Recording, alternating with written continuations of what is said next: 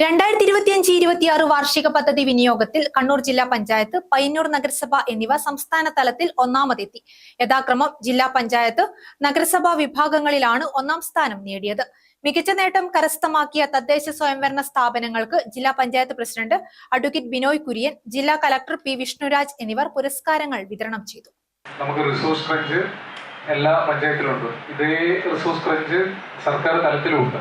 കഴിഞ്ഞ വർഷങ്ങളിൽ plan cut 30% വരെ പ്ലാൻ കട്ട് ലിമിറ്റ് ചെയ്യേണ്ട ഒരു സാഹചര്യം എല്ലാ വകുപ്പുകൾക്കും വന്നുള്ള സാഹചര്യം ഉണ്ടായിരുന്നപ്പോഴും നമ്മൾ റൺ ചെയ്ത് പോയത് കമ്മിറ്റഡ് ആയിട്ടുള്ള, ഒരു കാരണവശാലും ഒരു വകുപ്പിനെ ചെയ്യേണ്ട മാറി നിൽക്കാൻ തീരെ പാടില്ലാത്ത കമ്മിറ്റഡ് എക്സ്പെൻഡിച്ചർ ഉറപ്പുവരുത്തിക്കൊണ്ട്, എന്നാൽ ചില സേവിങ്സ് ചെയ്യാൻ പറ്റുന്ന, അല്ലെങ്കിൽ മാറ്റിവെക്കാവുന്ന ചില പദ്ധതികളും പ്രൊജക്ടുകളും മാറ്റിവെച്ചുകൊണ്ടാണ് ആ ഒരു ഫിനാൻഷ്യൽ കൺസ്ട്രെയിൻസ് ഉള്ള സിറ്റുവേഷനെ ഹാൻഡിൽ ചെയ്തത്. ഒരു പക്ഷേ അത്തരത്തിലുള്ള ഒരു ജുഡീഷ്യസ് കോള് എല്ലാ പഞ്ചായത്തിലും എടുക്കേണ്ടി വരും. അത് ഗൈഡ് ചെയ്യാന്നുള്ളത് തന്നെയാണ് DPCയുടെ ഏറ്റവും പ്രധാനപ്പെട്ട mandate.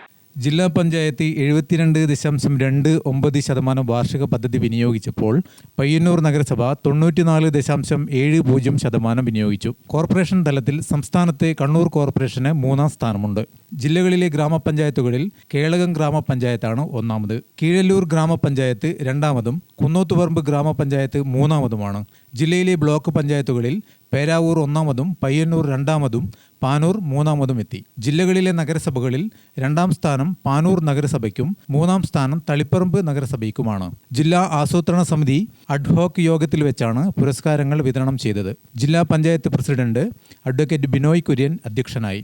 Kannur corporation mayor advocate P Indira, ആസൂത്രണ സമിതി മെമ്പർ സെക്രട്ടറിയായ ജില്ലാ കളക്ടർ പി വിഷ്ണുരാജ്, ജില്ലാ planning officer in charge CP Sudheesh എന്നിവർ സംസാരിച്ചു. ഗ്രാമിക ന്യൂസ്, കണ്ണൂർ.